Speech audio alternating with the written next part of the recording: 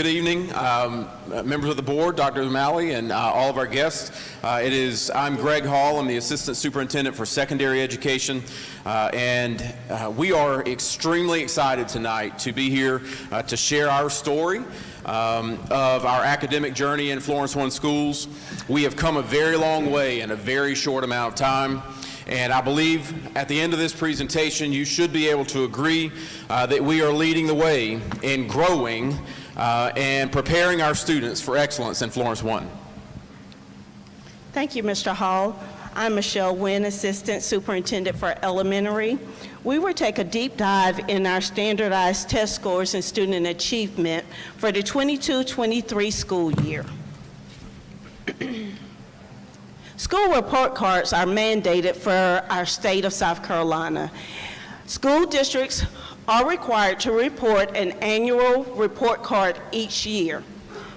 Information included in the report card: student progress, that's student growth, and they measure that with our SC Ready test scores from 4th through 8th grade. State assessment achievement, that is student growth for ELA, math, and science. Multilingual progress, that's our students that are English learners. English is their second language. We have our graduate rates, school climate, and our college and career readiness, all formulated in our school report card that gives us a rating each and every year for our schools and for our district. When we look at our SC Ready scores, that covers the grade spans of students that are in 3rd through 8th grade. They're assessed in English language arts and math. These are our state standards for each grade level. Students receive this assessment in the spring of every school year, and they're assessed with paper and pencil. And we are hoping that we get another waiver where we can assess our students in the current year with paper and pencil as well. An additional standardized test that our students participate in is the other main standardized test, which is our end of course exams. Those are administered to our high school students in 4 core areas. Those are, again, our high school only, and they're administered in December and January, depending upon what semester they're enrolled in. And those measure, again, the proficiency in those core subjects. So it is not some type of cumulative exam. It is proficiency in those core subjects, and those are online administration exams. Oftentimes, though, when we start talking about, when school districts start talking about achievement, we also start to talk about challenges. We certainly start to identify gaps. And looking at all of the different factors that contribute to the challenges our students and learners experience, truly the #1 challenge that we face is poverty. Poverty is behind the things that cause an achievement gap and certainly cause an opportunity gap for our learners. Poverty and the effects of poverty have a significant negative impact academically on our student learners. Issues related to poverty are also sometimes related to health.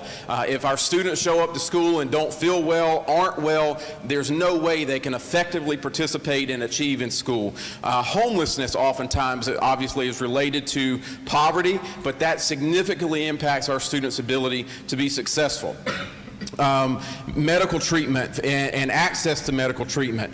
Oftentimes, students of poverty that come from poverty or have an impoverished situation have fewer resources to help them be successful in school. In Florence One, a significant portion of our student population are students of poverty. So on the graph that you see here, you can see 71.7% of our students in Florence One School District, K-12, are families of poverty. 71.7. And what you have is a comparison across several other school districts that you're going to see throughout the presentation this evening, and we'll explain why those have been selected here in a few moments. But you'll also see compared to the state average, which we have more students of poverty than the state average.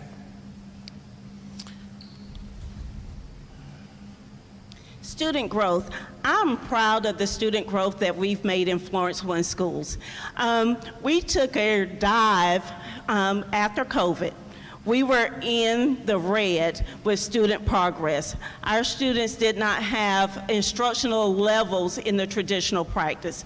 If you all remember during COVID, we had various models of instruction.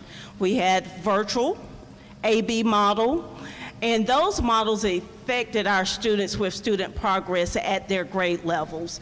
So we worked really hard as a district to look at students where they were when they came into school at their grade level and make progress with those students during classroom instruction, which could have been intense one-on-one instruction for our Tier 3 students that were in MTSS, or small group instruction in our classrooms. We also made some modifications for whole class instruction to make sure that our students were making growth throughout the school year. When we look at student progress, it is accounted for 35 points of our school report card and our district report card. These points are awarded in 3 categories: overall, all, and our lowest 20 percentile in poverty. The lowest 20 percentile is calculated in 3 categories: overall, all, and the lowest 20 percentile. Florence One outperformed most comparative districts that you'll see, and these districts that we've selected have historically been identified as the highest achieving districts. They're perceived as the highest achieving districts in the state for some time.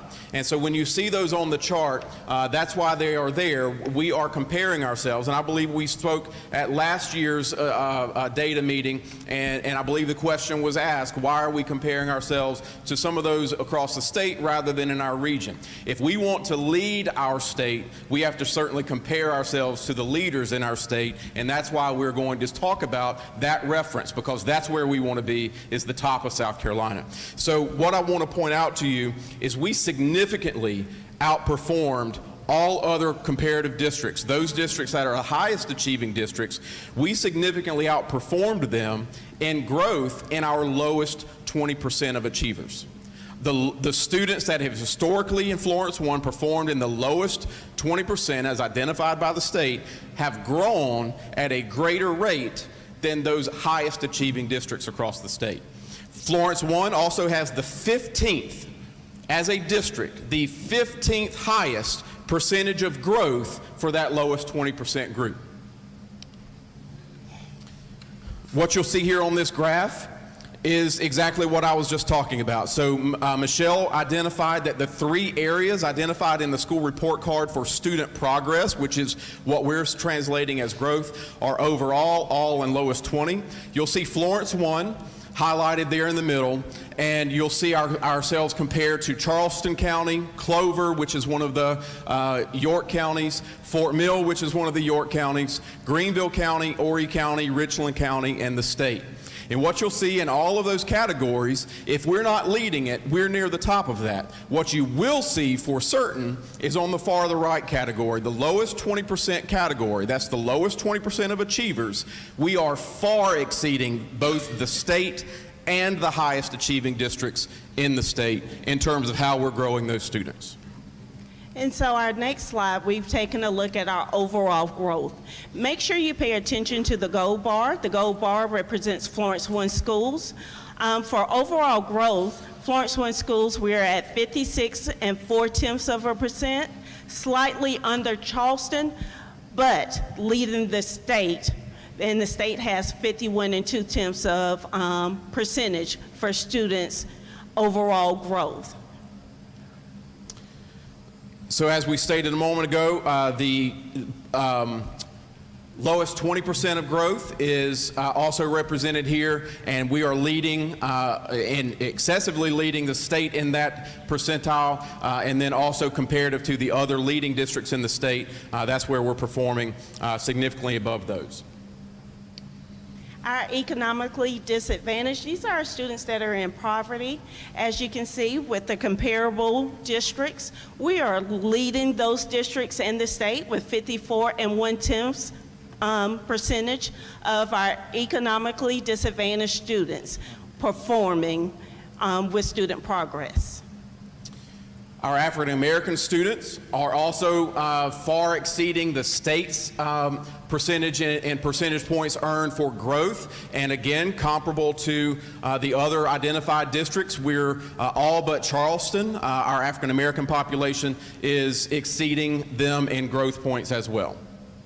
And looking at our Hispanic students, we're slightly above Charleston, but again, we're leading South Carolina, the state, in our performance with Hispanic population at 60 7/10 percentage. Our Caucasian students are again just another demographic group that's also leading in our comparable group, far exceeding the state and leading our other categories, leading our other districts that we've identified in comparison. And with our English language learners, these are our students that speak English as their second language. We're slightly behind Charleston, and again, leading the state with 65 3/10. And to summarize, when you're looking at those numbers, the student growth or the student progress category of the school report card accounts for 35 points of a 100-point scale. And so when you're seeing these percentile or these percentage points, what that translates to is the districts in either the overall group, the all group, or the lowest 20% group, or as we've identified the subgroups, that is the percent of those points earned for that report card rating. So I just want to be sure that we clearly understand what those numbers translate to. So when we talk about our SC report card, our South Carolina report card for achievement, what that is now translating, this is no longer now growth.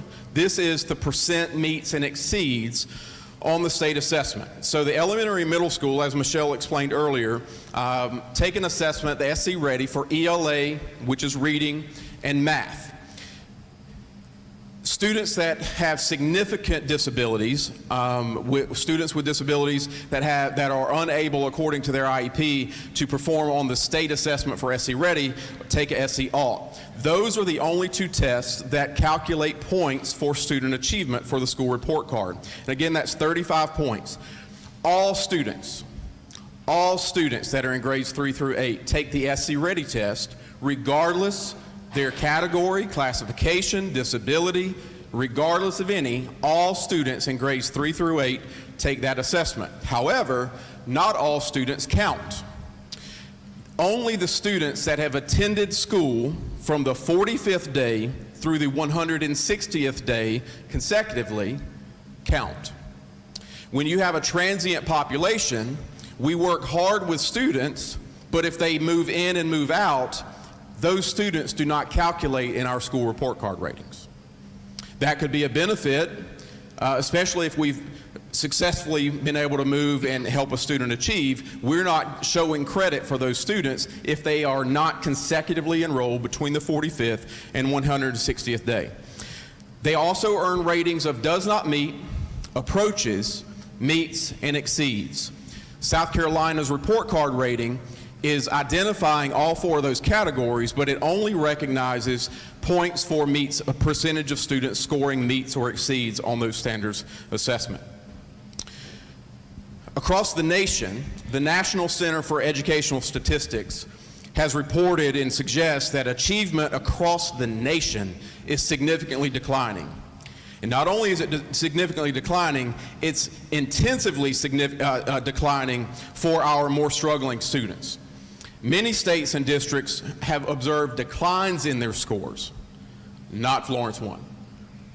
This is the data that we like to see as building level principals, teachers, and parents. If you look at the far column, you see all green. Our district is making progress when it comes to student achievement. We have shown on this chart where we were in 21-22 as grade levels and where we were last year as grade levels. So for our third grade cohort of students, they increased 8 7/10 points from 2021 to 2022. Fourth grade, 6 and 2 tenths of a point, and fifth grade, 5 and 7 tenths of a point. Putting each of our grade levels in third, fourth, and fifth, over 50% for our district in student achievement for ELA. And that speaks volumes for our district, being that we have seen tremendous amount of growth, and it speaks volumes to the administrative team, the leadership team, and the teachers in those buildings. That growth in achievement, again, this is, while we're continuing to say that word growth, now we're talking about the change, which is also growth. The growth in achievement, the student scoring meets and exceeds in the middle schools, also showed the same thing. For ELA, all three middle school grade levels showed growth last year from 21-22 to 22-23, and then so as a district we saw that growth. Not only do I want you to recognize the growth from last year, I need to point out to the board and all audience members, we have now far surpassed our pre-COVID meets and exceeds numbers. We have far surpassed that in our reading and math scores.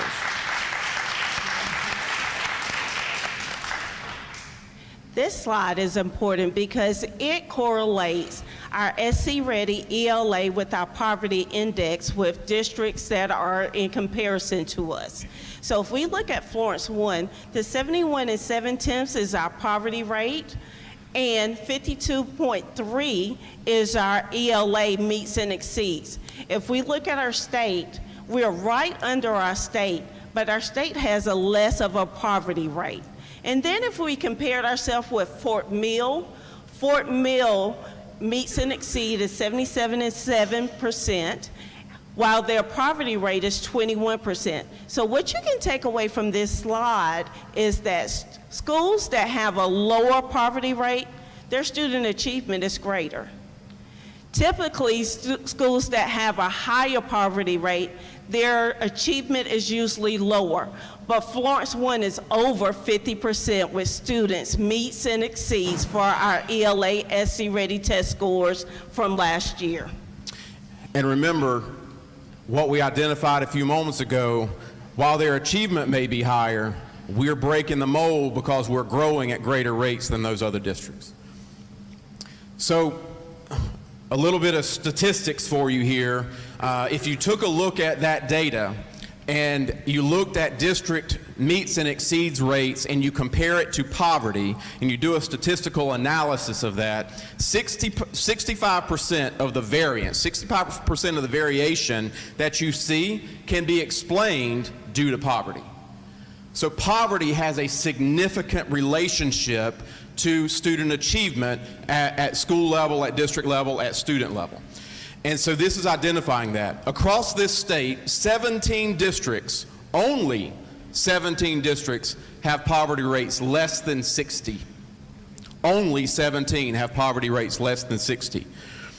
Within that group, within those districts that have less than 60% poverty, they're achieving an ELA somewhere between 51 and 77%. 25 districts, however, have poverty rates between 70 and 80, and that's where Florence 1 falls. Within those 25, we are the second highest performing district in that group for students in ELA. Spartanburg is the number one. They have a poverty rate of 56. No, I correct that. They have a poverty rate of 72.6 and a meets and exceeds rate of 56. We have a comparable poverty rate at 71, and we're not far behind at 52. ELA achievement within that poverty band is 56 to 10%. 10% meets and exceeds.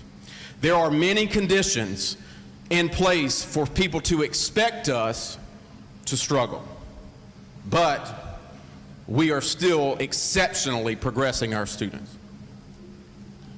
So this is our math performance as a district for each grade level. And again, in that last column, you can see all green. We are making growth with student achievement with content area material. So for our third grade students, They had an increase from the previous year of 8.4, moving from 43.4% to 51.8%. Fourth grade had a double-digit increase, 11.8, moving from 31.7 to 43.5. And our fifth grade cohort, 3.5% increase from 35.8% to 39.3%. And so we saw similar trends, not quite at the rate at the elementary schools, but in the middle schools, we also saw trends in math. What is different than the national math trends, the national math trends are declining. The national math trends are decreasing in terms of the students' mastery of math skills. However, we are not following that national trend. We are continuing to move upwards.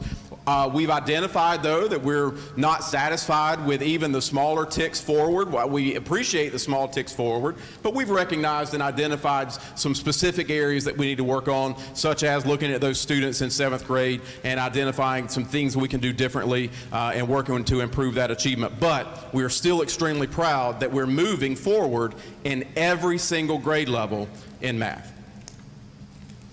So this is again a poverty comparison for achievement and for achievement and poverty for those same comparative districts. So you see the blue bars are the poverty rates for those comparable districts. There we are again at 71. In these comparable districts, we are far surpassing poverty, but again we're performing somewhat close to the state average. It is slightly below, but we also have a significantly higher poverty rate. Again, reminder, this is achievement rating. So this is the percent scoring meets and exceeds. But going back to our first discussion, we're talking about we have exceeded, though, we're catching up because our progress rates are far higher than all of those districts and how they're moving their struggling students, how they're moving all students forward in achievement. Looking at our data for our district in the state, 62% of the variance of math achievement can be explained, as Mr. Hall said in the ELA slide, by the poverty rate for each district and or the school. 17 districts have poverties less than 60%. And what that equates to is that you will see a student achievement in the range of 67.7 to 32.8%. 25 districts have poverty rates between 70 and 80%. That's our district, that's Florence 1. In those 25 districts, Florence 1 has the 5th highest math achievement for the state. In that span of poverty from 70% to 80%. Florence 1, 71.70% poverty, and we have 36.1% meets and exceed. Math achievement within these bands usually range from 48.2% to 16.4%. So Florence 1 is on the higher end of that span from 48.2% to 16.4%.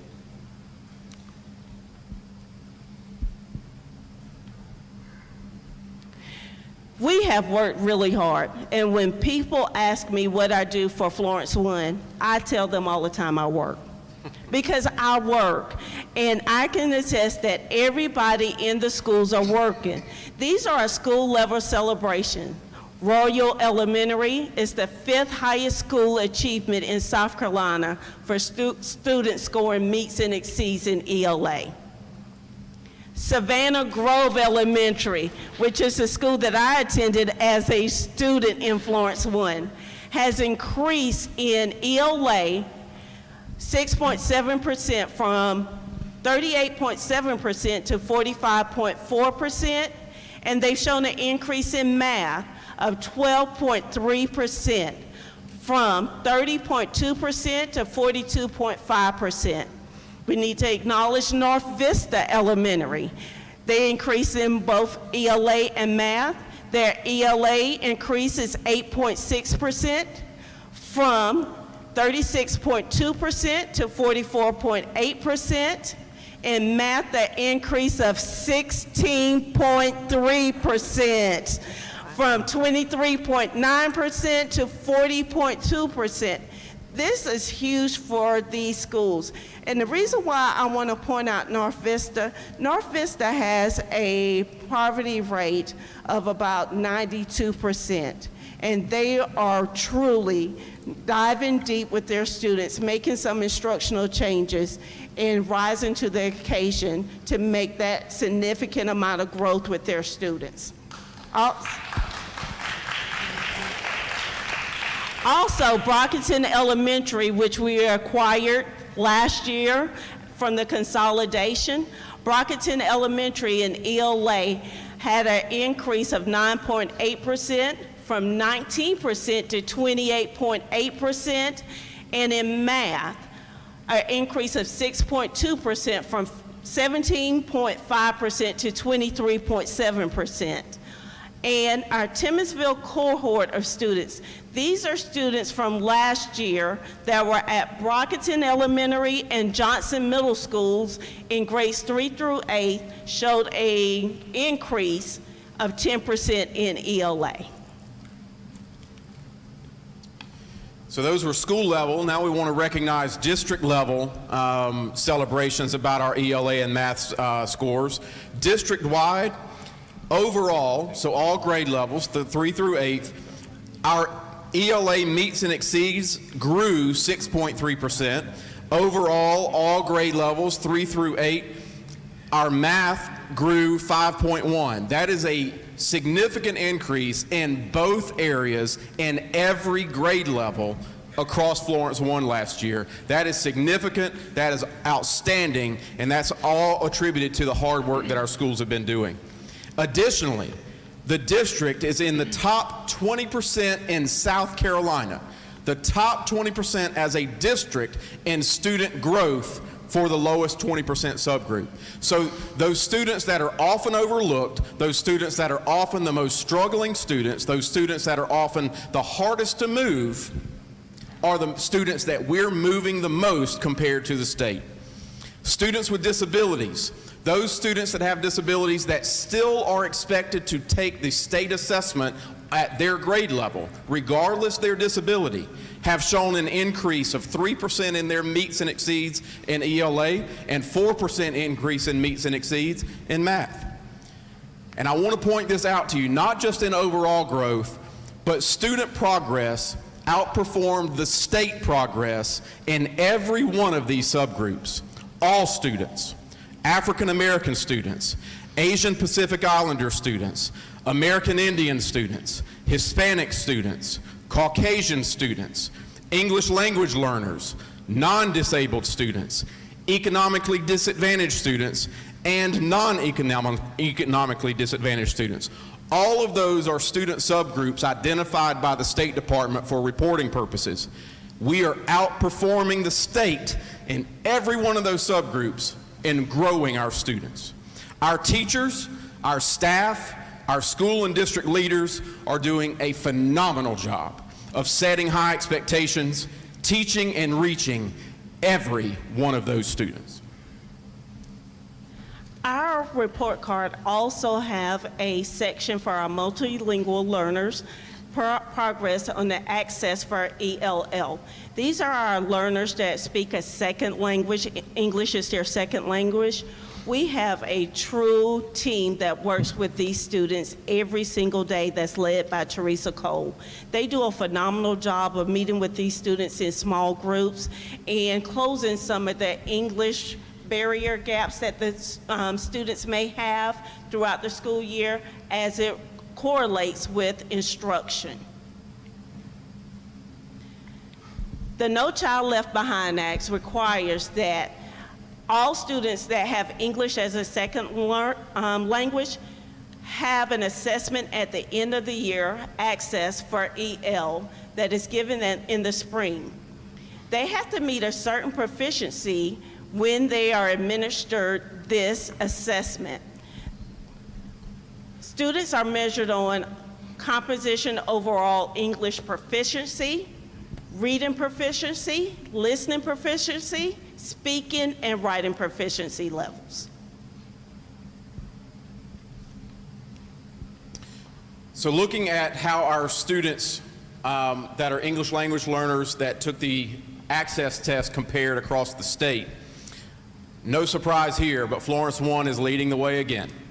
Our district students that are English language learners on access testing are the 4th highest scoring district in the state for students that are English language learners in the percent of students meeting proficiency targets for the year. Additionally, Royal, again, is the 8th highest individual school in the entire state of South Carolina for their ELL students meeting their access proficiency targets. This is exceptional work by the ELL department, by the leadership, by the teachers, by the interventionists, by the parents that are working with the schools on working with our students that have not accessed English learning language, but are successfully navigating their targets to now be successful in school. So as we introduced earlier, the end of course examinations are a high school version of the standardized tests. But what's different from the EOCs is this is not administered to every single student in the high school 9 through 12. This is only administered to the students that are taking 4 specific courses. EOCs are administered to students taking Algebra 1, English 2, Biology, and U.S. History and Constitution. What these EOCs assess is the mastery of state standards pertaining to those courses. Again, this is not a cumulative assessment of overall skill of a number of courses, and it's not the high school exit exam that maybe many of you used to take. This is a specific assessment specific to those. The EOCs count for 25 points on the school report card for high schools. Whereas the SC Ready counts for 35, the EOCs count for 25 points. And again, why it's important to understand that this is specific to students. While a school might have 1,300, 1,700, or 1,800 students, there are not 1,800 students every year taking the Algebra 1 EOC, for example. They're only the hundreds of students that are taking that course at a time. So as we dig into this information, I've identified for you the 4 areas, the 4 courses that take those courses, and those report cards are reported out based on the report card. They don't report meets and exceeds like SC Ready. They report, for the South Carolina, report students scoring a C or higher. And C's, B's, and A's translate to a normal report card of a C being a 70 to an 80, a B being an 80 to a 90, and an A being a 90 to 100. However, Florence 1 sets our goals and reports our data at a much higher standard. You shouldn't be surprised. We report out on students scoring A's and B's because we certainly believe that students scoring C's are not quite ready to excel if they have the skills of Algebra 1, Biology, U.S. History, or English 2, only if they have C's. We're not okay with just enough. We want to push our students to excel at the A and B level. And so what you'll see here are our comparison of districts for the Algebra 1 EOC. Again, what you'll see is our percentage of students scoring A's and B's, and then the comparison of how we've grown. We certainly have a long way to go, and you'll see this trend in all 4. We're not okay with where we are in terms of the proficiency at A's and B's, but I will tell you what we're still celebrating is how we're increasing those students and the students' achievement. We're continuing to push that forward, and so in Algebra 1, what is a skill and a content area across the nation that's seeing significant decline, we're increasing our mastery point of students scoring not just C's, A's, and B's, but A's and B's. We've increased higher than the state average of 2.8. We increased A's and B's higher than that average. For English 2, we saw an even higher growth. We are at 41% of our students scoring A's and B's. Now, don't misunderstand that. That's not 41% mastery. That's 41% scoring A's and B's. So remember, we're reporting just those at the highest tier of A and B mastery on the end of course. So 41%, again, not where we want to be, especially not where we want to be leading the state, but look at how we're performing comparable to those others that are leading the state. We're leading the way and exceeding them in how we're increasing the percent of A's and B's. Biology, same comparison. We're not quite satisfied where we are, but we are impressed that we've identified areas that we need to work on, and we're continuing to move forward and make progress. And certainly have gained in that area greater than the state. And the final EOC grouping is U.S. history. We're extremely satisfied with seeing a 7.6% increase in those students scoring A's and B's. There's a lot of work that went around that subject after we identified last year's scores and the work that was put into looking at scope and sequence and curriculum and instructional practices to improve our outcomes there. And again, we're not satisfied with where we are, but we're extremely pleased that we're outgrowing the majority of the highest performing districts of the state. And to summarize everything that Mr. Hall said, in a celebration, Florence 1 grew percentage scoring A's and B's in all 4 content areas. They improved more than the state percentage scoring A's and B's in all 4 content areas. And Florence 1 grew more than most top achieving districts, scoring A's and B's in all 4 end of course content areas. To summarize our 2 major standardized test assessments, the SC Pass and the EOCs for high schools, I just want to make sure that we all put this together. Every content area, every grade level, every EOC course saw gains and outgrew the state in every content area, every course. That should be celebrated. That means we're doing great things in Florence 1. We're not where we want to be. Hold on, we will be shortly. Next, one of the things on the report card that affects high schools is graduation rate. Graduation rate reflects all students. All students. The day that they enroll as a 9th grade student, then they are tracked on a 4-year graduation cohort. The graduation rate that is reported reflects students that graduate within that 4-year cohort on time, meeting the high school graduation requirements. Something to identify that affects every school that I would imagine, every high school that I imagine, are students with special needs, students with IEPs, especially those that are significant, that are not on a diploma track. They are still calculated in this rate, even if they cannot earn a diploma according to their disability. So if their IEP has them on a credential track, that actually does not get credit on the graduation rate when that's reported. So keep that in mind. So it's important to note, though, graduation rate is not just about meeting that state requirement. It's everything in a 4-year process in order for that to happen. So it's not just passing, but it's interventions to make sure students not only pass but continue to pass. It's building on those algebraic skills as students progress in harder math concepts and literacy concepts. It's all of the other elective credits that they have to pass. It's all of the classes they have to take, maybe even if they don't like, but they still have to pass and work and have that motivation for a 14 to 18-year-old. I'm not sure how many of you have worked with 14 and 18-year-olds. Maybe you have them at home, but sometimes they're not easy to motivate. They're not easy to motivate to show up and work and do and work hard and be energetic about something that they're not really interested in. But that goes into the work that our teachers in high schools are doing to get them successful. But guess what? They're also struggling. And so this also captures the supports that are in place to encourage our students, rather than dropping out, to continue to be at school and help them and equip them with the tools to be successful. That all is captured in graduation rate. So this is not just diploma. And in Florence 1, we never set our standard just for graduation.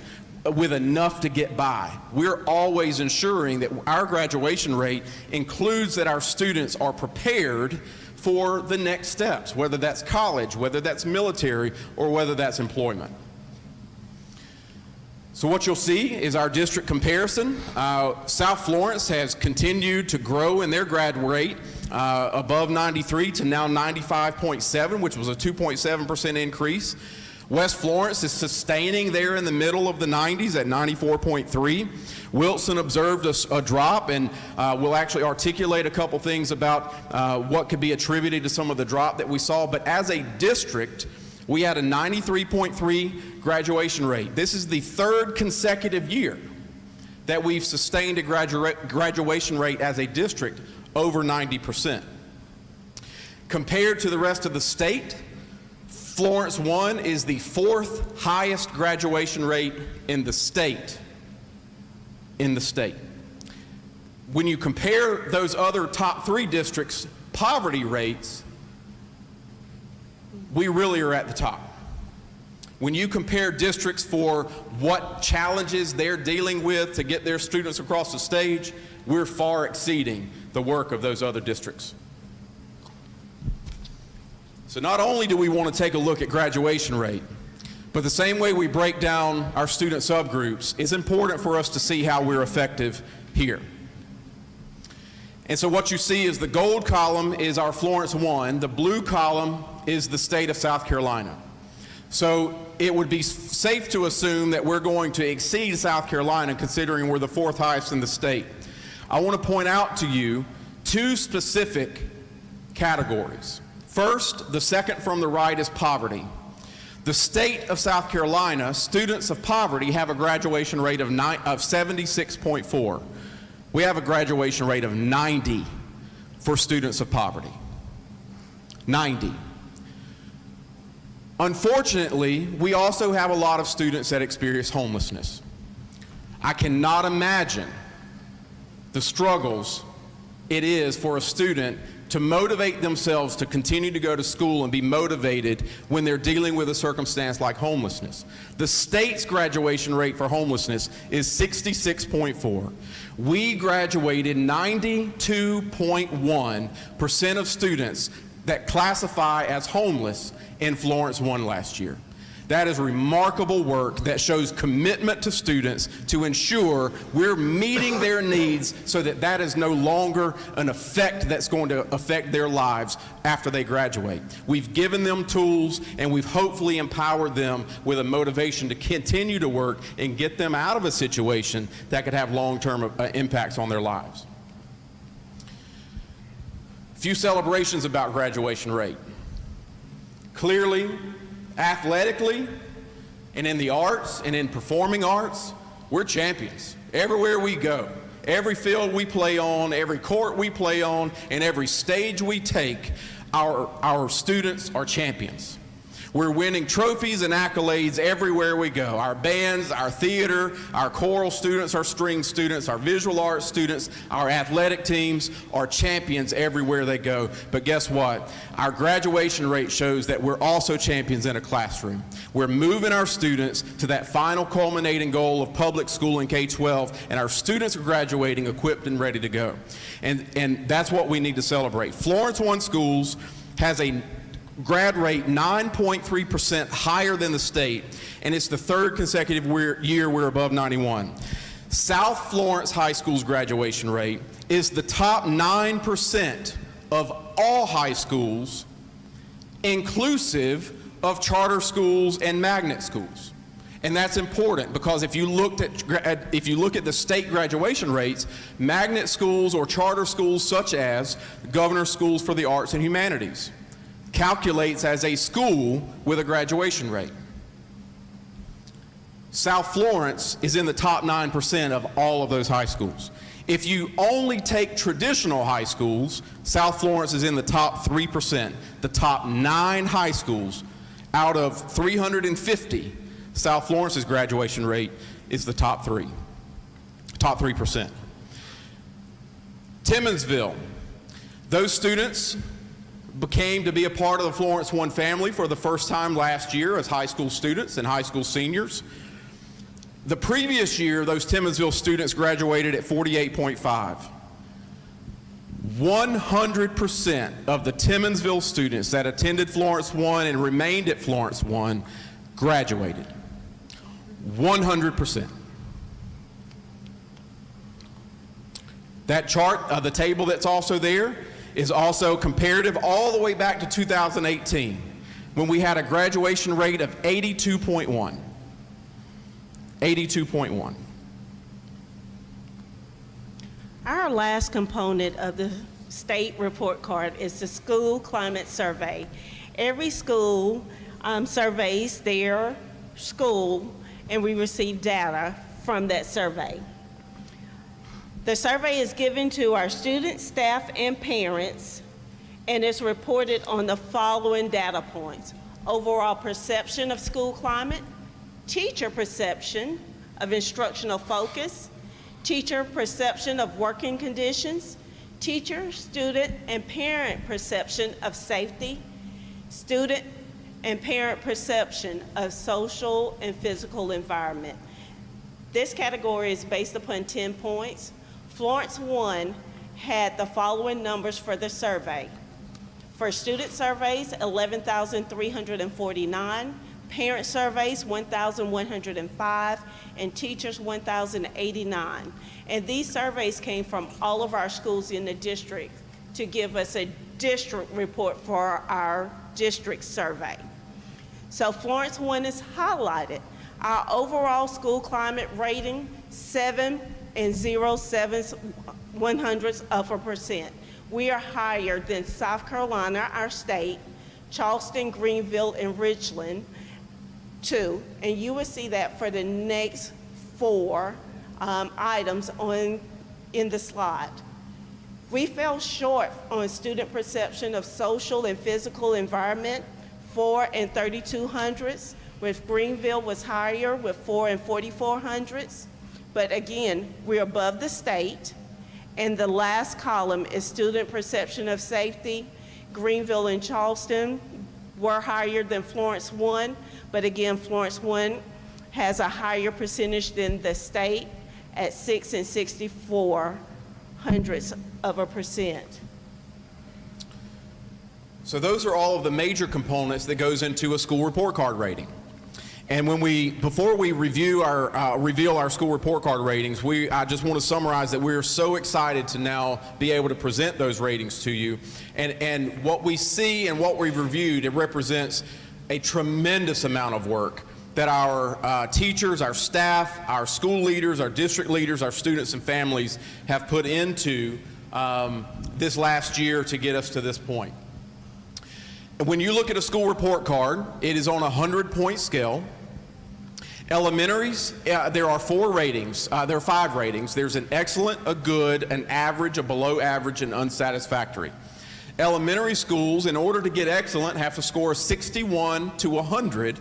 And when we categorized how each of those different areas of assessment had different point values, that contributes to this overall score of up to 100. Middle schools have to earn 56 to 100, or high schools have to earn 67 to 100 in order to earn an excellent rating.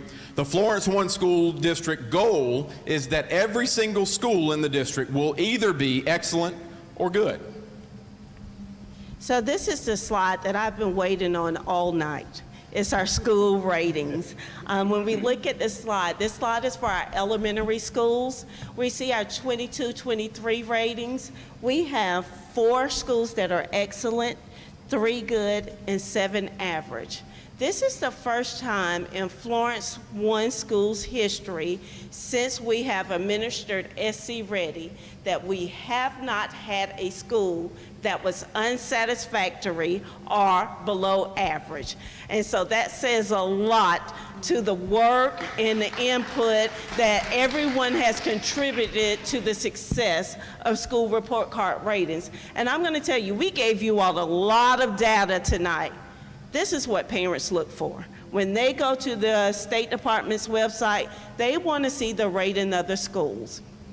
So if you look at the last column, it shows the change of rating from the previous year. And we will acknowledge some of the schools and the increases in points once we do a summary, but you can see that we have more schools that increase points from 2021 to 22-23, and that's very impressive. And at the middle and high school level, we also saw some gains. More middle school moved up a category from good, increased their scores 9 points to be an excellent rating middle school. We also saw an increase in South Florence moving from average to good. We did see a couple of decreases, and we'll speak to that here in just a moment. I do want to point out historic difference. In 2019, Dr. O'Malley's first year, we had 0 secondary schools that with a good or excellent. I take that back. We had 0 high schools with good or excellent. And over the last 2 years, we've had an excellent high school, and now we have 2 good high schools. That has been a tremendous change and a lot of hard work to get our high schools to that point.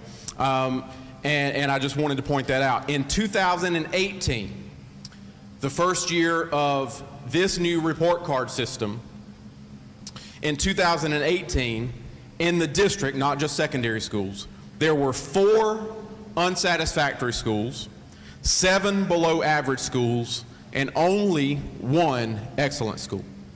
This is a tremendous difference for us in Florence 1, and it's attributed to the hard work from the superintendent, the board, and everyone else that has worked in this district to get our achievement to this level. So to summarize our report card ratings, Royal, Lucy T, and Del May stayed excellent. North Vista, Greenwood, Southside, and Williams stayed at average. We had 9 schools improve their school report card rating. Whatever level they were, they moved up an entire level. Those were Briggs, Savannah Grove, Timrod, McLaurin, Wallace Gregg, Brockington, Leicester, Moore, and South Florence. And the highest growth points, Royal and Savannah Grove each had 16 points growth, and Brockington Elementary 14 points growth. We did see some decreases with our report card rating. Carver, Dewey L. Carter, Sneed, Woodson, and West Florence. And we'll talk a little bit about those decreases on the next slide. Our schools have typically done well with our ML population. That's the rating for our English learners. We receive 10 points for that subgroup. And we must have 20 students in each school in order for us to receive that rating. Unfortunately for Carver, they lost their ML population. That took away 10 points. They have been excellent for a number of years. Removing that subgroup dropped them down to an average. And students who are not continuously enrolled do not count toward school report card rating. Mr. Hall indicated it earlier. Continuous enrollment are students that are enrolled on the 45th day and the 135th day of each calendar school year. Another problem that we run into is not dropping students when they have 10 consecutive absences.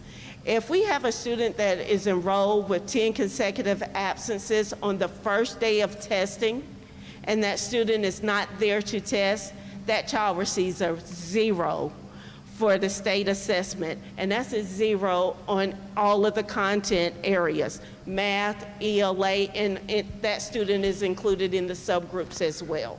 So we have to be very cautious of making sure that we withdraw students with 10 consecutive absences. So some additional factors that we could attribute to some of the score difference for things, schools like Wilson High or West Florence, for instance, we could identify, it's not so much an achievement issue, but sometimes there are just quite simply some data entry or clerical errors that contribute to a decrease in points, and that's unacceptable. We've learned that lesson and we've identified those areas, and we already have some things in place to address those issues that have cost us some points. But for instance, Wilson High School had 21 students that reflected a 0 but they weren't even in the school anymore because they moved on, but we did not go in and code those students as students not tested for moving on. And so when that's not done, we're penalized even though those students truly weren't even in our building, or those students had a valid reason for not testing that's accepted by the state. So that contributes to a decrease in achievement scores. It also contributes when we have prioritized a lot of our students taking the career and tech ed classes, not only at Advantage Academy, but those are offered at all 3 of our high schools, a variety of CTE classes, whether it's under the STEM magnet, whether it's barbering. There's a significant number of those that are offered at each of our high schools. But when we do that, in order to get the points on the report card under the metric, under the math for it, not only do they have to take the classes for that CTE, but they have to take the CTE completer exam. And a lot of those programs that were housed under the schools, or some of those programs that were housed under the schools, just took the courses but did not take the completer exam, and therefore we didn't get that college and career readiness credit for those students. So those were some points lost, opportunity points lost, because we didn't take that extra step. And again, we've identified those issues, and we've made sure we've got some fail-safes in place to prevent us from losing points when we know our students are actually achieving. We also can attribute some things to leadership. Leadership is a critical element to the success of a school in setting the vision and establishing high goals and accountability. And when a leader or members of the leadership team and their skill sets are misaligned to what is happening or needs to happen in that building, sometimes we have to make hard decisions about whether or not that is the right leader for that building. And that was one of the decisions we had to make at Sneed Middle School. And so there is a leadership change there. And I do anticipate that we're going to see Sneed not only rebound, but exceed where they had previously been and excel back into that good and on the way to excellent performance level. So that is all of the data that goes into our school report card. But believe it or not, we still have more data that we collect on our students. And in our high schools, you may be aware that our high school students also are eligible to take the SAT and the ACT. And so we don't want to fail to report out that those students have performed in certain ways here. Since they have done those assessments, we want to be sure that the community knows how those students are performing. The SAT and ACT is offered to all 11th grade students. And that's important to understand that word offered. It is not required. And they do have the choice of which one they would prefer to take. And the report that is on the State Department website, for ACT, it literally just got published today on the state website. That report only calculates the seniors, and it does not calculate those that may have taken it as a junior. It does not calculate if they're taking it, in the off-site assessments. This is the seniors' score that took it at the state administration of the ACT or the SAT. So as we look at that data, understand it is truly not representative of all students that have taken the SAT or ACT, but it is representative of the senior class and their scores on the SAT. And also remember, it is not every senior, because it is not a requirement to take. But looking at our high schools that took SAT, our students that took SAT, seniors last year, South Florence had a significant growth in their prior year. They had a 45% total growth in their SAT. The district saw a total 3-point growth, a 7-point growth in reading, which is actually in the opposite direction of the state. The state and the nation, believe it or not, the nation saw a significant decrease, of course, more in math, which is also indicative of the reports that we shared earlier, that the statistics are suggesting that nationwide students are struggling and declining in math, and in most cases we're showing continued improvement and gains in math. So district comparison, again, looking at that same group of districts. Some districts dropped significantly. The state dropped, the nation dropped. Florence 1 grew, and we grew in comparison, comparable to Charleston County as well. Some celebrations about our SAT scores. Florence 1 is in the top 40% of South Carolina districts in the entire state in terms of the growth points on our SAT scores. We're also 40 districts in the state decreased in their scores last year. South Florence is in the top 22 high schools in the entire state for their growth for the from 21-22. Also, the ACT data. And so, board members, I do want to point out, if you're looking at your iPad, you're looking at data that was not updated by the state as of today. So I will be sure you have the slide that's on the screen, which is the data that was released by the state. What you saw was an ACT report which captured all students. It was not disaggregated just by the senior grouping, which is what's reported by the state, which is on the slide. So on the slide, what you see is Florence 1 schools had a total 0.7 change in our ACT composite score from a 17.4 to an 18.1. South Florence saw a 2.1% gain. West Florence saw a slight drop at 0.8, and Wilson High saw a increase of 1. Out of all three high schools, we only had 283 seniors take the ACT last year. So again, looking at those scores, that's not representative of all of our senior class. It's just representative of 283 students. The state saw a 0.1% decrease in their ACT composite score. So again, as a district, and certainly at Wilson and South Florence, we have exceeded the state growth in the ACT scores. At Wilson High School, of course, we have the IB, the International Baccalaureate Program, and we have some continued positive things to share about our IB program there. We had 18, we've continued to offer 18 subjects this year, which was similar to the last several years. We had 77 students that are in the IB program that took exams last year, and of those students, they took 368 exams. What's impressive, though, is that they have increased their passing scores on those exams, and we also increased the number of IB diplomas to a record high. And I say a record high because if you look at the 2020 and the 2021, those were the COVID years, and there was a variation in the expectations of those IB students during that time. Those students didn't take IB exams, they did projects.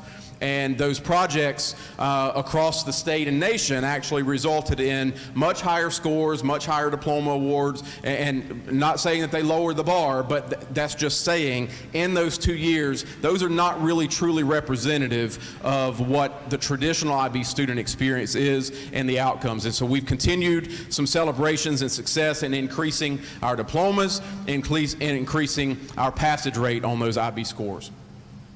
As a program across the state, we have the second highest number of IB diplomas awarded in the entire state of South Carolina. We have the second highest number of IB exams taken. We have the second highest number of diplomas awarded in the entire state. We also have the highest number of 11th grade diploma program students this year of 67. 49 of those 67 are full IB diploma students. Additionally, we added some additional courses. The IB Physics, Philosophy, Global Politics have all become a part of the course programming for the IB students. And another celebration, I think it was last year, earlier in the year at a board meeting, we spoke and presented about some of the targets and some of the goals that we're setting for improving the experience and the outcomes for our IB students.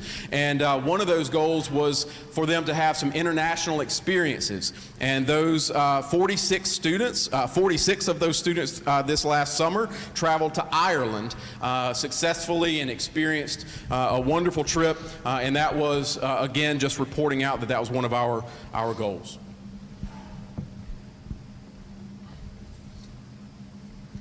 So we want to talk about all of the amazing things that we've shared with you tonight that we've done in a short amount of time, and the growth that's happened here, and it's taken a lot of strategies. It's due to a lot of strategy and a lot of work from everyone on that stage, from everyone at the district office and all the support staff, everyone in every single school building, every student, and every community member that supported this work.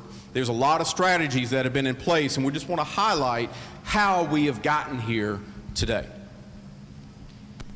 So one of the first strategies you will see is our Link It benchmark assessment that we give students 3 times a year, and it's highly correlated to SC Ready. So it gives us some predictable outcomes. We meet with principals on their goal settings that correlate with Link It benchmarks, and we have the data readily as soon as students take the assessments. We also have our modular assessments that are in this bank that we have access to item analysis to see where our strengths and weaknesses are by skills and standards.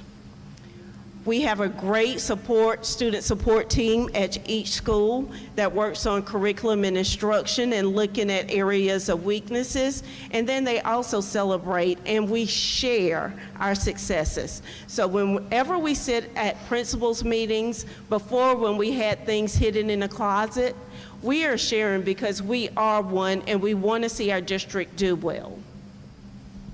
Another one of the successful strategies we do, and we're in fact getting ready to have some of them tomorrow morning, we hold graduation cohort meetings, and those begin early in the year, and we sit down with the principal, the superintendent, myself, other district leadership staff, graduation coaches at each school, and we identify by name and number every single senior.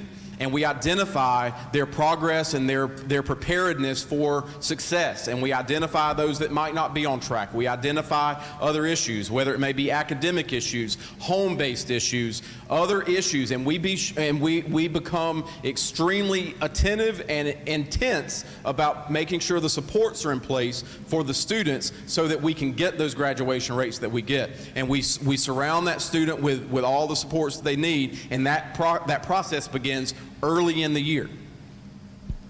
Also, our professional development is intentional.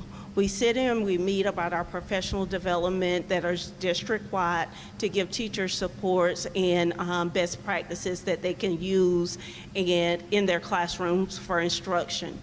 And we would also like to contribute that the board has done a lot for our strategies as well. The quality of life benefits for employees, supporting us in changing our code of conduct that is more robust.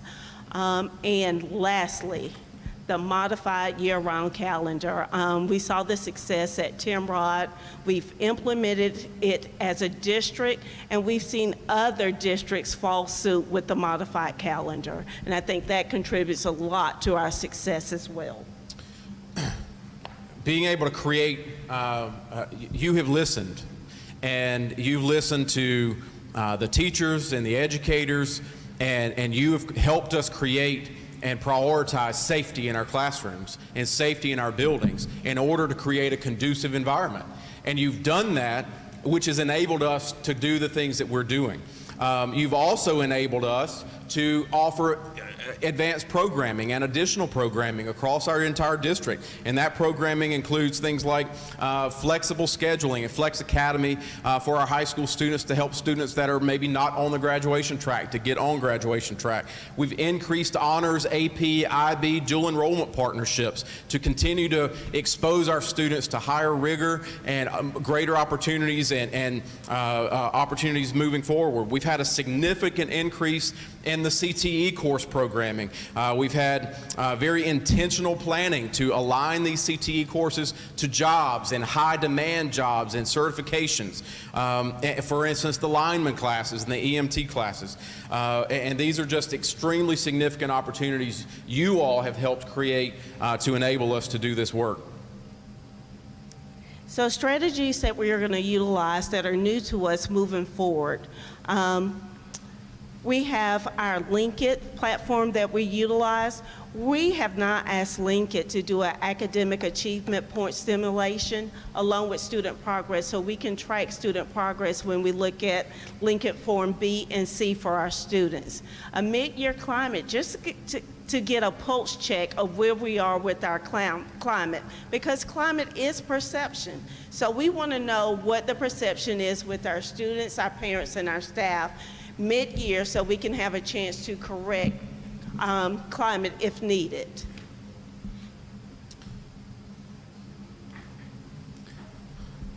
So that's a lot. We've done a lot. We are beyond proud of the work our staff, our principals, our teachers, our assistants, our bus drivers, our nurses, our custodians, our cafeteria workers, our food service, every single person has contributed to the success that we've outlined tonight.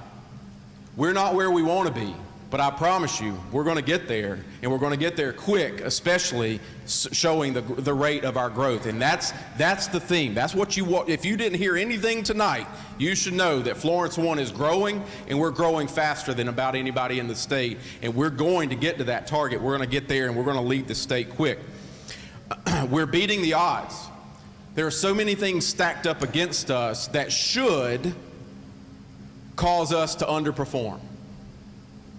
But I assure you, what we've shown you tonight is we're growing and we're beating the odds, and our students are successful. So where are we going?